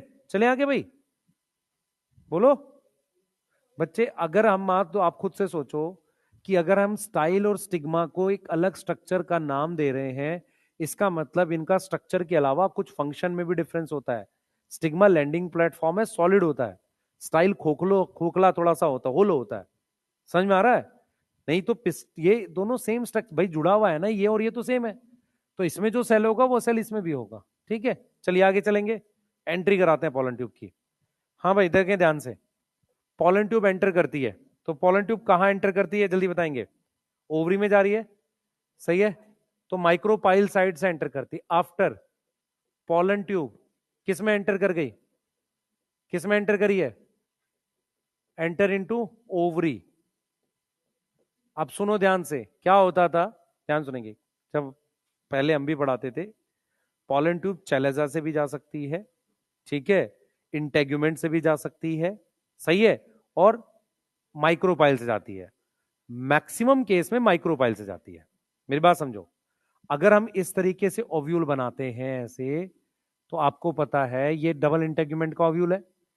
पॉलन ट्यूब कुछ स्पीशीज में यहां से घुस जाती है, कुछ में यहां से भी घुस जाती है, पर मोस्ट ऑफ द केस में यहां से एंटर करती है। समझ में आ रहा है?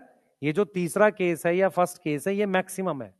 तो हम जो है, क्योंकि हमारे सिलेबस में वो पढ़ाएगा ना जो मैक्सिमम होता है, तो हमारे पास एंटर इनटू ओवरी और किधर मूव करती है? Move towards micropyle. सही है? मूव टुवर्ड्स माइक्रोपाइल एंड किसका? माइक्रोपाइल एंड किसका? ओव्यूल का। यस। किस में एंटर कर रही है? माइक्रोपाइल एंड में एंटर कर रही है, किसके? ओव्यूल के। आप ऐसा समझो ना, एक ओवरी के अंदर 200 ओव्यूल है, 200 के 200 ओव्यूल पॉलन ट्यूब को अपनी तरफ खींच रहे होंगे। इंसेक्ट पॉलिनेटेड फ्लावर में एक स्टिग्मा पे हो सकता है 5000 पॉलन गिरे हों। मेरी बात समझ पा रहे हो मैं क्या बोल रहा हूं? नंबर ऑफ पॉलन बहुत सारे गिरने पड़ते हैं, और वो पॉसिबल भी है क्योंकि इंसेक्ट अपने पैर में लेके आता उतने सारे पॉलन ग्रेन। ये क्लियर है? तो उतनी सारी पॉलन ट्यूब है। अब सारी ओव्यूल में जाने के लिए कोई केमिकल नहीं बनाएगा तो उसको डायरेक्शन नहीं मिलेगी। हम तो यहाँ एक सिंगल ओव्यूल बना के डायरेक्टोग्राम बनाते हैं ना, नहीं तो ओवरी के अंदर तो कितने सारे ओव्यूल होते होंगे, तो डायरेक्शन देनी पड़ेगी। तो होता क्या है, हमारे पास वन ऑफ द सिनर्जिड क्या होता है, पहले टूटने लग जाता है। यस, क्या होता है, start degenerating before entry of pollen tube. मेरी बात समझ पा रहे हो? Before entry of pollen tube की एंट्री से पहले वो टूटने लग जाता है। और यही क्या करता है बेटा, यही अट्रैक्ट करता है किसको, अट्रैक्ट करता है पॉलन ट्यूब को। इसका मतलब जो सिनर्जी टूट रहा है, जैसे ये वाला डीजनरेट कर रहा है, ये वाला क्या कर रहा है, डीजनरेट कर रहा है। तो ये वाला अगर डीजनरेट कर रहा है, यहां भी एंटीपोडल है, तो ये डीजनरेट कर रहा है, तो पॉलन ट्यूब यहीं जाएगी। दूसरी चीज क्या है, एनसीईआरटी लिखती है कि जो फिलीफॉर्म अपरेटस है वो गाइड करता है एंट्री। फिलीफॉर्म अपरेटस क्या करता है, गाइड करता है क्या, एंट्री।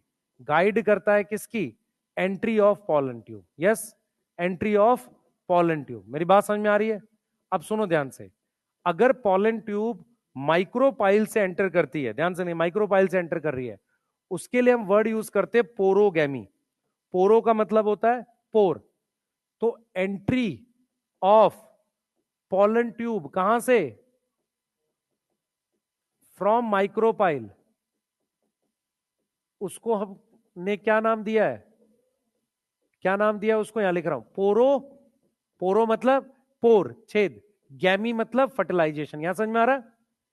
बोलो, क्लियर? आगे चलते हैं बेटा। तो हमने कहा ठीक है, वो एंट्री को गाइड कर रहा है, पॉलन ट्यूब आ रही है। अब क्या होगा, जस्ट बिफोर एंट्री काम खत्म हो चुका है, किसका, वेजिटेटिव सेल के न्यूक्लियस का, वो क्या कर जाएगा, डीजनरेट कर जाएगा। यस, क्लियर है? और पॉलन ट्यूब कहां से एंटर करेगी, किसी एक सिनर्जिड से। पॉलन ट्यूब कहां से एंटर करेगी, enter from any one of the synergid. किसी एक सिनर्जिड से पॉलन ट्यूब एंटर करेगी। क्या मेरी बात समझ पा रहे हो? किसी एक सिनर्जिड से एंटर करेगी। अब सुनो ध्यान से, जैसे क्या हुआ, यहां पर ये वेजिटेटिव सेल का न्यूक्लियस था, और इसके पीछे मान लेते हैं ये 2 मेल गैमेट थे। तो ये वेजिटेटिव सेल का जो न्यूक्लियस है ये डीजनरेट कर गया। डीजनरेट समझ में आता है? यस। कई बार क्या होता है, जब न्यूक्लियस काम नहीं करता, खराब हो जाता है, उसको हम एक्स बॉडी बोल देते हैं। फॉर एग्जाम्पल, फीमेल में भी एक एक्स क्रोमोसोम मान लो इनएक्टिव है, तो उसको हम एक्स बॉडी बोल देते हैं। तो कुछ कोचिंग में या कुछ पैकेज में लिखा हुआ है, इसको हम एक्स बॉडी बोल देते हैं। मतलब आपको याद क्या रखना, ये क्या हो गया, खत्म हो गया, इसका काम नहीं है। क्लियर है? अब देखो, पॉलन ट्यूब एंटर करती है from any of the synergid, and क्या रिलीज करती है, दोनों मेल गैमेट को। रिलीज बोथ मेल गैमेट, किसमें, साइटोप्लाज्म ऑफ सिनर्जिड में। कहां रिलीज करती है, साइटोप्लाज्म ऑफ सिनर्जिड में। तो इसका मतलब हमारे पास दोनों मेल गैमेट किसके अंदर आ जाते हैं, सिनर्जिड के। तो देखो हम क्या कर रहे हैं, सेम कलर के न्यूक्लियस बना रहे हैं, किसके, इनके। ध्यान से देखना मैं क्या कर रहा हूं, सेम कलर का न्यूक्लियस बना रहा हूं ये सारा, क्योंकि ये जेनेटिकली सेम न्यूक्लियस है। समझ में आ रहा है? एक ही न्यूक्लियस की माइटोसिस से बने ये, एम्ब्रियो सैक के सारे न्यूक्लियस की जीन सेम है। ये समझ पा रहे हैं? ठीक है। अब क्या होगा, हमने इसके ये मेल गैमेट थे यहां पे, तो ये मेल गैमेट ये कैसे रिलीज करेगा, फट जाती है पॉलन ट्यूब। फटती कैसे है, there is difference in osmotic pressure. For example, कुछ ऐसा होता है कि पॉलन ट्यूब के अंदर, ध्यान सुनेंगे, पॉलन ट्यूब के अंदर शुगर ज्यादा है एज कंपेयर टू सिनर्जिड के साइटोप्लाज्म के। तो सिनर्जिड में से पानी पॉलन ट्यूब में एंटर करेगा? किसी को मेरी बात समझ में आ रही है? पॉलन ट्यूब का प्लाज्मा मेम्ब्रेन है, ठीक है, पॉलन ट्यूब के पास सिर्फ क्या प्रेजेंट है, प्लाज्मा मेम्ब्रेन जैसी चीज है। हो क्या रहा है कि पॉलन ट्यूब कैसे रिलीज करेगी पॉलन, उसको वहां पर सिनर्जिड में फट जाना चाहिए। अब इसके लिए नेचर ने क्या किया है, अगर आपको मैं एक चीज समझाता हूं, आप इस चीज को शायद समझ पाए। जब हम पॉलन जर्मिनेशन का एक्सपेरिमेंट करते हैं, स्कूल में किया होगा, उसका लॉजिक क्या है, उसको क्यों कराया जाता है कि पॉलन ग्रेन अगर आप किसी नॉर्मल डिस्टिल वाटर में जर्मिनेट करोगे तो वो उसकी पॉलन ट्यूब बनती है पर फट जाती है, क्योंकि डिस्टिल वाटर के कंपैरिजन में पॉलन ट्यूब हाइपरटोनिक है। मेरी बात समझ में आ रही है नहीं आ रही है? हाइपरटोनिक मतलब उसमें ज्यादा शुगर या सोल्यूट है, लेकिन 10% सुक्रोज सोल्यूशन में वो आइसोटोनिक है। किसी को मेरी बात समझ में आ रही है? मतलब बराबर हो गया। इसका मतलब मुझे 10% सुक्रोज सॉल्यूशन में मैं पॉलन ट्यूब जर्मिनेशन का एक्सपेरिमेंट करता हूं, इसका मतलब पॉलन ट्यूब के अंदर ज्यादा सोल्यूट है। हाँ भाई, सही है। तो अब क्या कर सकते हैं, अगर ज्यादा सोल्यूट है तो सिनर्जिड में जैसे ही पॉलन ट्यूब एंटर करती है, साइटोप्लाज्म में कम सोल्यूट है, पॉलन ट्यूब में ज्यादा सोल्यूट है, पानी घुसेगा और पॉलन ट्यूब फट जाएगी, तो पॉलन ग्रेन ऑटोमेटिकली किसमें रिलीज हो जाएगा, सिनर्जिड में। ऐसे काम होता है। यहां तक कोई डाउट है किसी को? बोलो। ये सुना है ऐसा एक्सपेरिमेंट कराते थे स्कूल में? नहीं? ठीक, शाबाश। तुम लोग कोविड में गए थे, चलो ठीक है। एक्सपेरिमेंट नहीं करा होगा ना, चलो ये ठीक है, मैं यहां तक समझ में आ गया। तो ये मेरे पास क्या है, मेल गैमेट है, ये कहां रिलीज हो गए? हाँ, बोथ मेल गैमेट कहां रिलीज हो गए, सिनर्जिड में। अब फर्टिलाइजेशन पढ़ रहे नहीं, उससे पहले पढ़ा, बता रहे artificial hybridisation, release in synergid.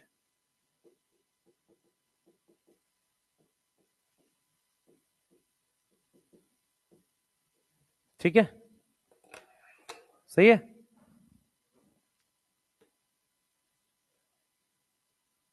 जल्दी करेंगे बेटा।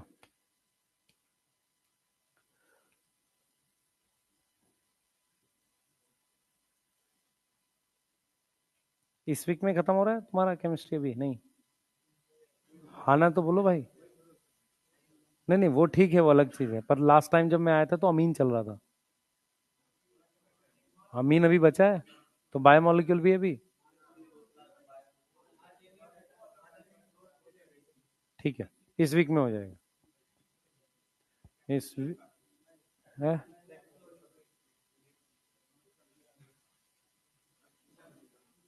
क्या छूटा हुआ?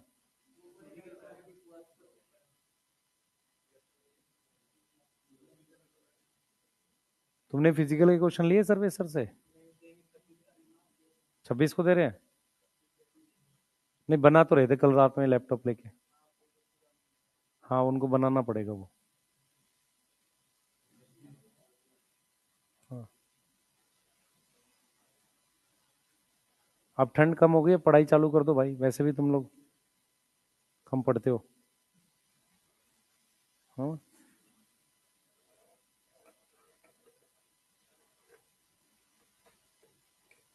यहाँ आसपास कितने हॉस्टल्स हैं? बहुत सारे। और उधर क्या नाम है वो, कोई बाजार समिति की एरिया है?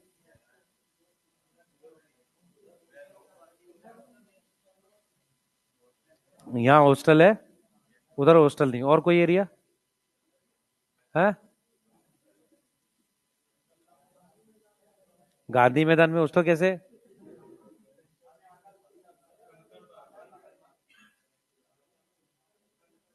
कंकरबाग? नहीं नहीं, नीट के बच्चों की बात कर रहा हूँ, बाजार समिति में।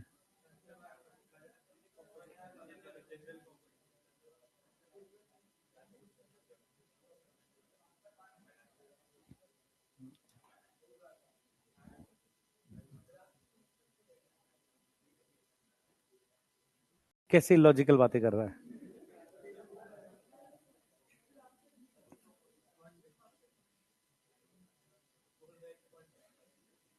हाँ, इस्कॉन टेम्पल।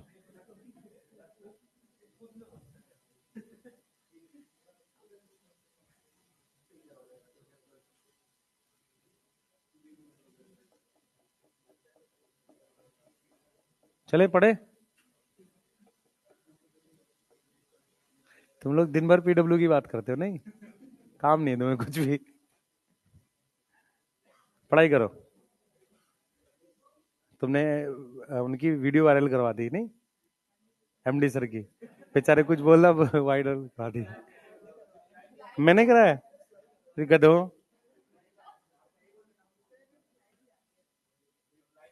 रिप्लाई भी आएगा, रिप्लाई में कैसे बोलेंगे कैसे, पर दिक्कत ही है ना। ठीक है, नहीं उसमें ये नहीं बोल सकते ना कि हमने पढ़ा नहीं पढ़ा, दिक्कत है।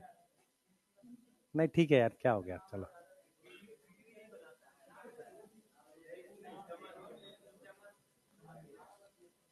चलो कोई नहीं,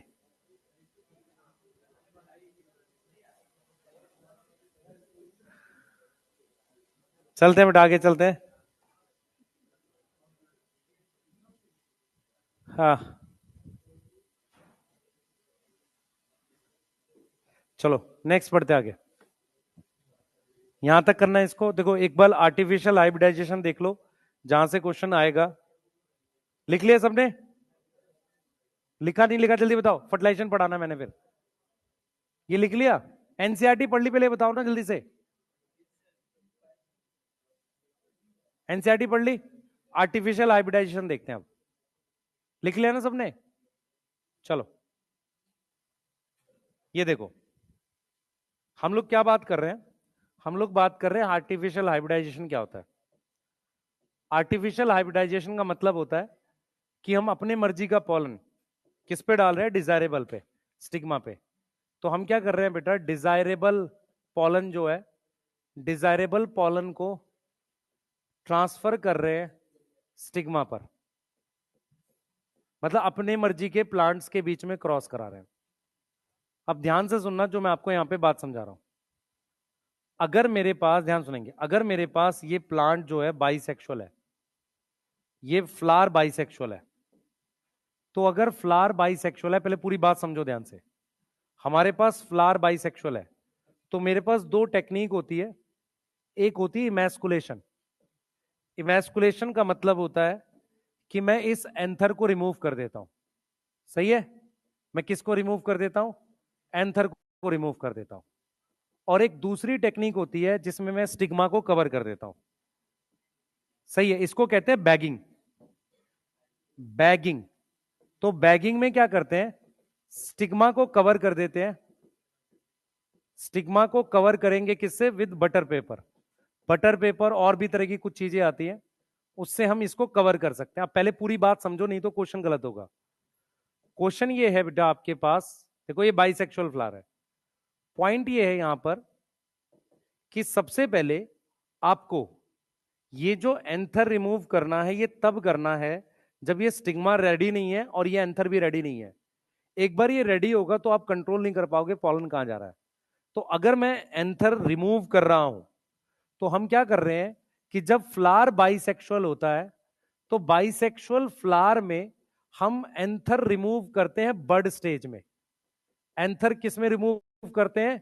बड स्टेज में। बड स्टेज का मतलब होता है अभी पूरी तरह से मैच्योर नहीं है। और उसी स्टेज में हम स्टिग्मा भी कवर कर देते हैं। क्यों? क्योंकि स्टिग्मा को कवर कर दिया है, अभी तक वो रिसेप्टिव नहीं हुआ है। क्योंकि रिसेप्टिव होने के बाद आप कवर करोगे कोई फायदा नहीं है। क्लियर है? उसके बाद जब एक बार स्टिग्मा रिसेप्टिव हो जाए, वंस स्टिग्मा क्या हो जाए, रेडी हो जाए, रिसेप्टिव हो जाए, तब हम उस पर क्या करते हैं बेटा, उस पर डिजायरेबल पॉलन डस्ट करते हैं, मतलब डाल देते हैं। उस पर डिजायरेबल पॉलन को डाल देंगे, अपनी मर्जी का पॉलन। डिजायरेबल पॉलन को क्या करेंगे, डस्ट का मतलब होता है डाल दिया हमने, ठीक है। उसके बाद स्टिग्मा को दोबारा कवर कर देंगे। स्टिग्मा को दोबारा कवर कर देंगे, कहीं और से कोई दूसरा पॉलन ना आ जाए। मेरी बात समझ में आ रही है? तो यदि आपके पास बाइसेक्सुअल फ्लावर है, तो आपको स्टिग्मा को बटर पेपर से कवर करना है जब वो रिसेप्टिव नहीं हुआ है। रिसेप्टिव समझ में आता है? उस पर पॉलन जर्मिनेट नहीं कर सकता। उसके उसी समय आप एंथर हटा दो। क्लियर? नहीं तो वो इसको पॉलिनेट कर देगा। हो सकता है अगर ये मैच्योर होता, ध्यान सुनेंगे, अगर ये मैच्योर हो जाएगा, उससे पहले कुछ ना कुछ पॉलन इस पे गिरी जाएंगे मैच्योर होते ही। तो मैच्योर नहीं हुआ, उससे पहले एंथर हटा दो और स्टिग्मा को क्या कर दो, कवर कर दो।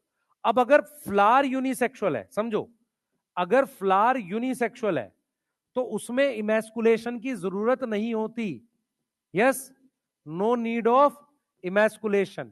उसमें सिर्फ क्या करनी होती है, बैगिंग। उसमें क्या करनी होती है, बैगिंग। अब ये बैगिंग आपने कब करी है, रिसेप्टिव होने से पहले। बैगिंग कब करी है, बर्ड स्टेज में। यस, क्लियर है। और फिर क्या करेंगे, इसको रीबैग किया है। रीबैग कब किया है, पॉलिनेशन के बाद। यस, रीबैग कब किया है, आफ्टर पॉलिनेशन। सबको मेरी बात समझ में आई है। इमैस्कुलेशन की जरूरत तब है जब फ्लावर कैसा है, बाइसेक्सुअल। मेंडल ने जब अपना एक्सपेरिमेंट किया था तो उसने इमैस्कुलेशन यूज किया था, क्योंकि पी का फ्लावर बाइसेक्सुअल होता है। समझ में आ रहा है। उसने टॉल प्लांट का पॉलन ड्वार्फ पे गिराया, इसके लिए उसको क्या करना पड़ेगा, इमैस्कुलेशन और बैगिंग करनी पड़ेगी। Clear. What is artificial hybridisation, हम अपने मर्जी का पॉलन अगर किसी के स्टिग्मा पे गिराते हैं, उसे हम क्या बोलते हैं, आर्टिफिशियल हाइब्रिडाइजेशन बोलते हैं। हाइब्रिड बन रहा है लेकिन हम अपनी मर्जी से बना रहे हैं। क्लियर है। ये दो बातें समझ में आ गई। ये क्वेश्चन डायरेक्ट आएगा। Unisexual flower require first emasculation, second bagging in mature flower stage, third bagging in bud stage. समझ में आ रहा है, अरे बोलो। क्लियर है। इमैस्कुलेशन नहीं चाहिए अगर फ्लावर कैसा है, यूनिसेक्सुअल है। क्लियर, यही एनसीईआरटी लिखती है। क्लियर, नोट करिए जल्दी से, जल्दी करो बेटा, जल्दी फास्ट।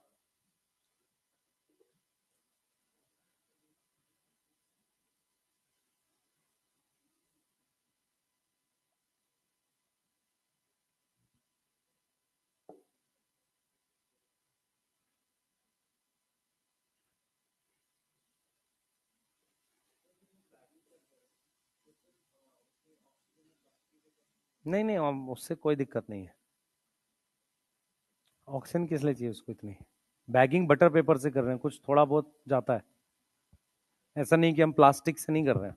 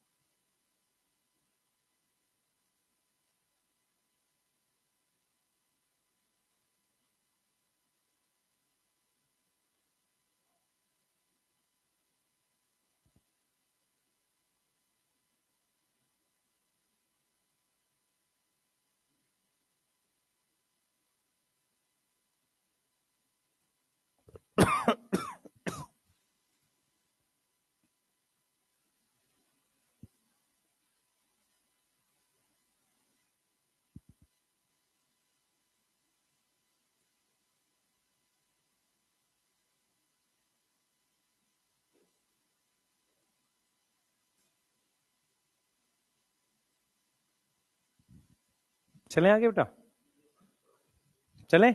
चलो फर्टिलाइजेशन पढ़ते हैं। पढ़ लिया सबने, आर्टिफिशियल हाइब्रिडेशन रीड किया एनसीईआरटी से।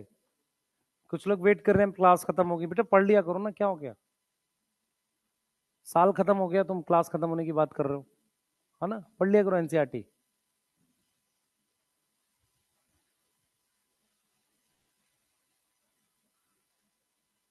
कुछ बच्चे वेट कर रहे हैं एचएमपी भी आए तो कुछ टाइम बढ़े, कुछ नहीं होने वाला। हाँ,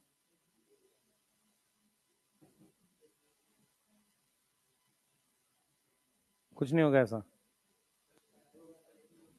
है। और होगा भी तो एग्जाम डिले नहीं होगा, चाहे कुछ हो जाए। उसके दो तीन रीजन है। 3 साल में बड़ी पहले बड़ी मुश्किल से लेकर आए टाइम पे, 2 साल से टाइम पे हो रहा है ना, उससे पहले डिले ही था, तो बड़ी मुश्किल से सेशन आया। दूसरी चीज क्या होती है, इन लोग को मिलता है प्राइवेट कॉलेजेस में एडमिशन करने हैं ना, उनके वो बिजनेस इतने बड़े हैं कि वो आप कर ही नहीं सकते। आप सोचो कोविड में यूपीएससी का एग्जाम, बाकी एग्जाम तो हो नहीं रहे थे एसएससी के, उनको डॉक्टर क्यों बनाना है? किसी को कुछ नहीं करना। तो जो बड़े इंफ्रास्ट्रक्चर से रिलेटेड कॉलेजेस हैं, प्राइवेट कॉलेजेस, उसमें एडमिशन के लिए क्राइटेरिया ना नीट, इसलिए पेपर कराया गया था, और कोई रीजन नहीं है।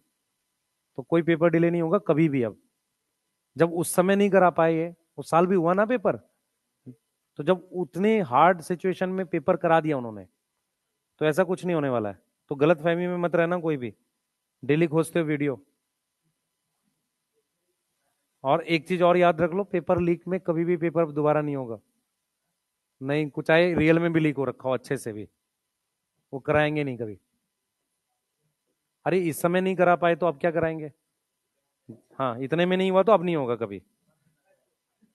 अब कोई स्कोप नहीं इन सब चीजों का। आ जाओ, हेडिंग डालो, डबल फर्टिलाइजेशन पढ़ रहे हैं, सुन लो ध्यान से, ध्यान सुनेंगे। हमारे पास ये इन सबके न्यूक्लियस हैं, ठीक है?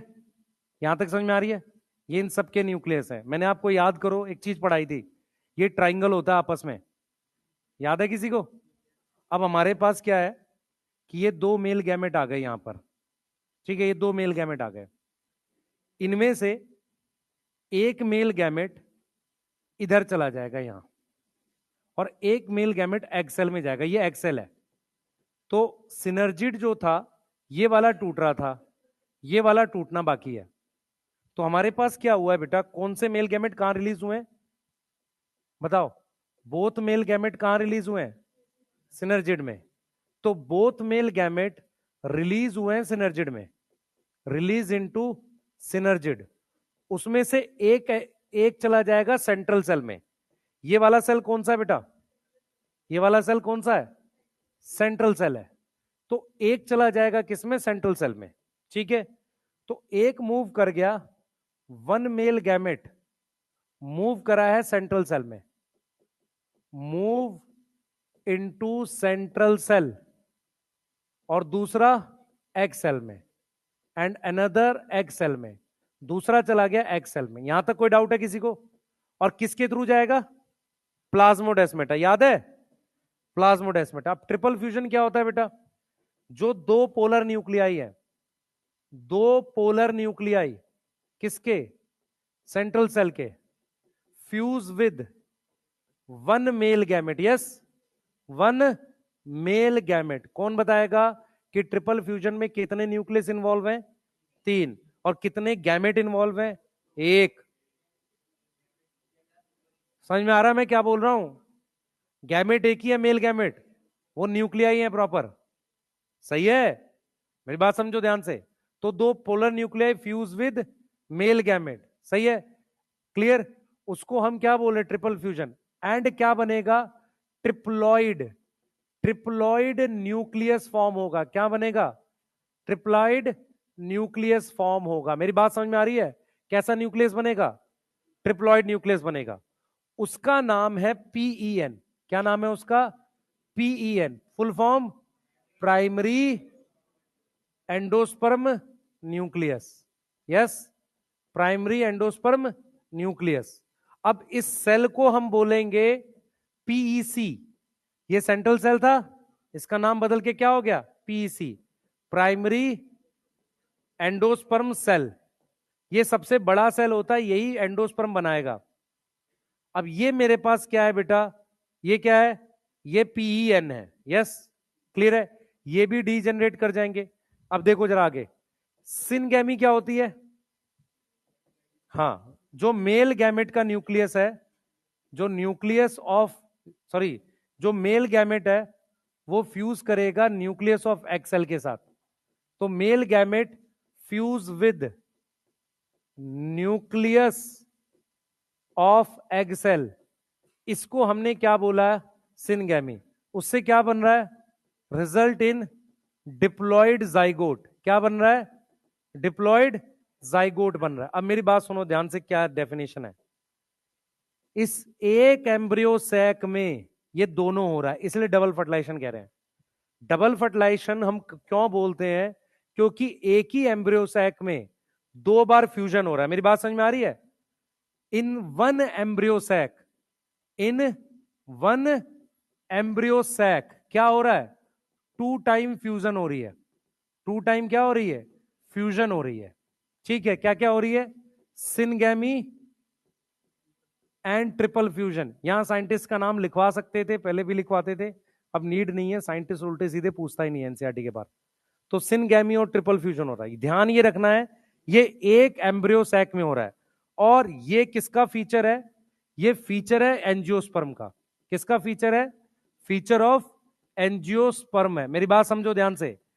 अगर आपको क्वेश्चन आ जाए कि सिनगैमी, सिनगैमी अकर इन, सिनगैमी किसमें होता है? ए एल्गी, बी ब्रायोफाइट, सी एंजियोस्पर्म और डी ऑल। तो हम करेंगे ऑल।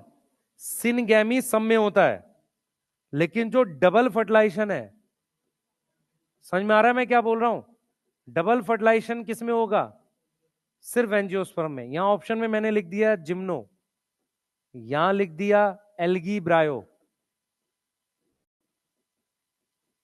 यहां लिख दिया एनजीओ।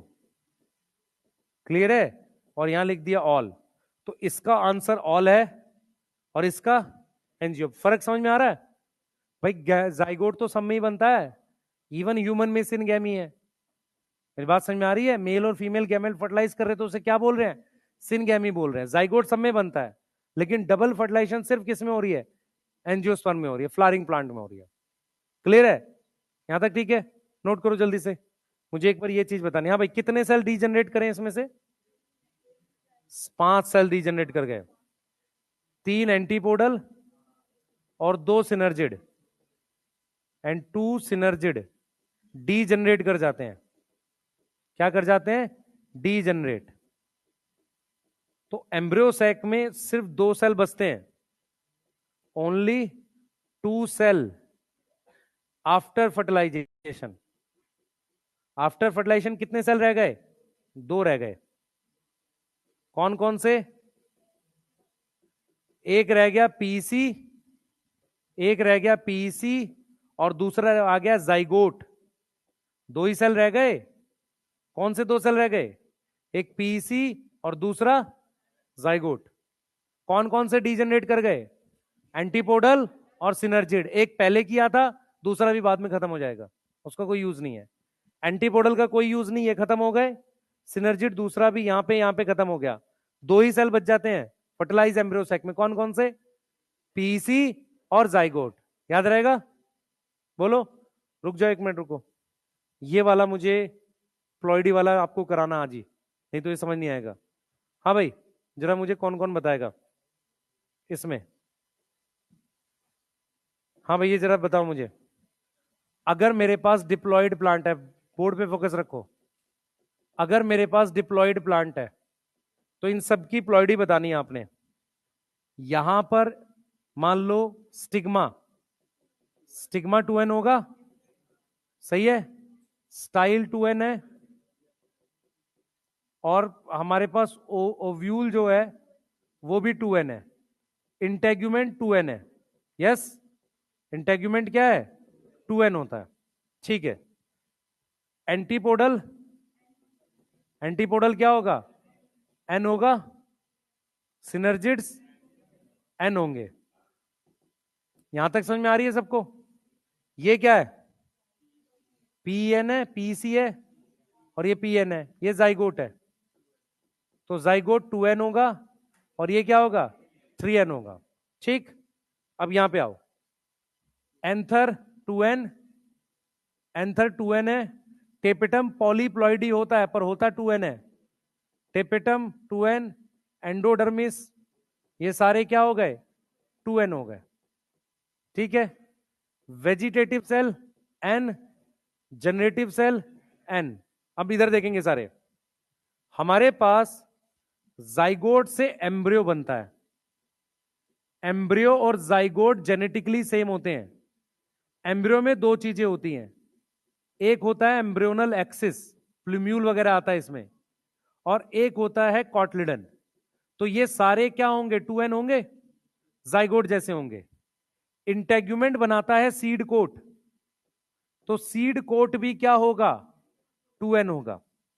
अब अगर मैं एक ऐसा क्वेश्चन करूं जो मैं यहां लिखने जा रहा हूं, आप देखें आप में से कितने बच्चों को मेरी बात समझ में आती है। अगर मेरे पास ये एक प्लांट है और एक ये प्लांट है, इस पर फीमेल फ्लावर लिखा हुआ है, इस पर फीमेल फ्लावर है, यस, और ये फीमेल फ्लावर 4n है, इस पर ये मेल फ्लावर है, मेल फ्लावर 6n है। तो अब मुझे सबकी प्लॉइडी यहां पर फिर से लिखनी है। फॉर एग्जाम्पल अगर मैं लिख रहा हूं स्टिग्मा, स्टिग्मा स्टाइल इंटेग्यूमेंट, ये सब क्या होगा, 4n होगा, समझ में आ रहा है। एंटीपोडल सिनर्जिड 2n होगा, एंटीपोडल क्या होगा, 2n, सिनर्जिड क्या होगा, 2n होगा। अब आओ जरा polar nuclei, polar nuclei 2n plus 2n, भाई पोलर न्यूक्लियाई ये होता है ना यहां पे, तो ये n प्लस n होता था जब 2n होता था, तो जब 4n है तो क्या होगा, 2n प्लस 2n होगा, yes. Excel, Excel 2n, yes. अब आओ इसमें टेपिटम 6n, ये 6n है भाई, टेपिटम 6n। अच्छा vegetative cell 3n, generative cell 3n, male gamete 3n, यहां तक समझ में आ रहा है। मेल गैमेट क्या आएगा, 3n आएगा। अब सुनना ध्यान से, अब मैं अगर आपसे जाइगोट बोलूं, तो जाइगोट में क्या होगा, मेल और फीमेल गैमेट चाहिए, तो 2n ये चाहिए, 3n, तो 2n प्लस 3n मल्टीप्लाई ना करना, 5n ऐड हो रहा प्लॉडी। पीसी ये देखो 2n प्लस 2n, ये फीमेल से आया, क्या आ गया, 7n। अब इसी से तुम्हारे पास एम्ब्रियो बनेगा, तो एम्ब्रियो भी क्या होगा, 5n, इससे बनेगा एंडोस्पर्म, 7n होगा। ये समझ में आया, ठीक है। ऐसे क्वेश्चंस पैकेज में या कहीं भी आपको मिल जाएंगे, ऑल्दो नीट के पेपर में ये सब उसको कराने का टाइम नहीं है। रीजन क्या है कि पेपर में इतना समय नहीं होता हमारे पास, तो इस तरह के क्वेश्चन एग्जाम में आने के बहुत कम चांसेस हैं। पर ये आपको क्या दिमाग में बिठाना है कि जो सीड कोट है, सीड कोट जो है वो नॉर्मली डिप्लॉयड होता है, पर सीड कोट बिलोंग करता है फीमेल उसको, तो सीड कोट यहां 4n आएगा, क्योंकि जो सीड कोट होता है वही इंटेग्यूमेंट होता है, यस। जो इंटेग्यूमेंट है वही सीड कोट है। किसको किसको समझ नहीं आया पूछो अब इस पे। बेटा अगर मैंने फीमेल प्लांट 6n लिया है, तो एग सेल 3n बनेगा, पोलर न्यूक्लियाई 3n बनेंगे, सही है। जाइगोट क्या होता है, मेल और फीमेल गैमेट ऐड करते हैं, तो फीमेल गैमेट मान लो 3n है, तो मेल गैमेट क्या होगा, 2n होगा। मान लो अगर एक प्लांट 8n दे रखा है, 8n दे रखा है मेल प्लांट, और 6n दे रखा है फीमेल प्लांट, तो जब 8n का मेल प्लांट है तो उसके गैमेट 4n के बनेंगे, और 6n वाले के 3n के बनेंगे, समझ में आ रहा है। जाइगोट 7n हो गया, तो जो जाइगोट होगा वही कॉटलिडन होगा, और वही प्लूम्यूल और रेडिकल होगा, क्योंकि एम्ब्रियो एक्सिस में क्या आता है, प्लूम्यूल आता है, और क्या आता है, रेडिकल आता है कि नहीं आता, यस। तो यही चीज होगी। तो ये वाला जो टॉपिक है जिसमें हमें प्लॉइडी करनी होती है, नॉर्मल तो ये है, सिचुएशन है ये नॉर्मल है, लेकिन ये वाला भी आप कर सकते हो। क्लियर है, हाँ बेटा।